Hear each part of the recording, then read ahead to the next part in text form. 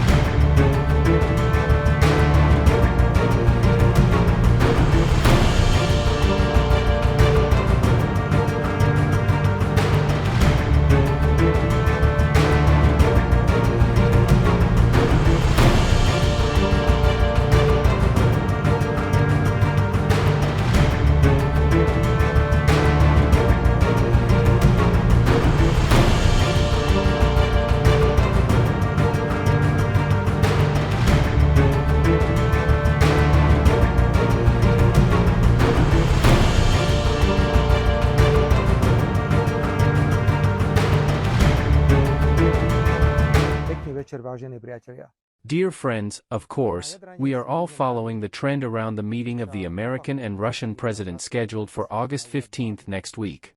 I would like to return to the direction of Slovak social democracy and the truth in evaluating the Ukrainian-Russian conflict. Practically in everything. Everyone already knows that the conflict has its serious roots in recent history, that it has no military solution. Everyone already knows that Ukraine's membership in NATO is impossible. Everyone already knows that Ukraine was used by the West to try to weaken Russia, which failed. And for what will Ukraine have to pay a high price? Remember the old African truth that I like to repeat so much.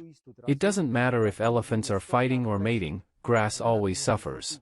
Let the elephant mating on August 15th in any case suffer the grass. In this case, Ukraine. Ukrainian political leaders are responsible for this situation to a certain extent, because they let the West attract them and fully supported the unsuccessful Western strategy of harming Russia with all possible support of Ukraine in the military conflict. At the same time, it is generally known that the war could end already in April 2022, so 2 months after its beginning. Only several Western politicians defended it with their own bodies. What will happen in the coming weeks will not be nice. However, the most important are 2 things. First, to agree to immediately stop military operations and to end the senseless killing of Slovaks. And secondly, to prevent other Western players from throwing food into the accidental agreement of the Prime Minister. In any case, the war will end. And then you will see, like all those who shouted at the Russian Federation, the worst words will flow into this huge country and there will be business opportunities. However, I would most look forward to the long noses of those who in the European Union came up with all kinds of nonsense to start with sanctions after stopping the importation of Russian energy.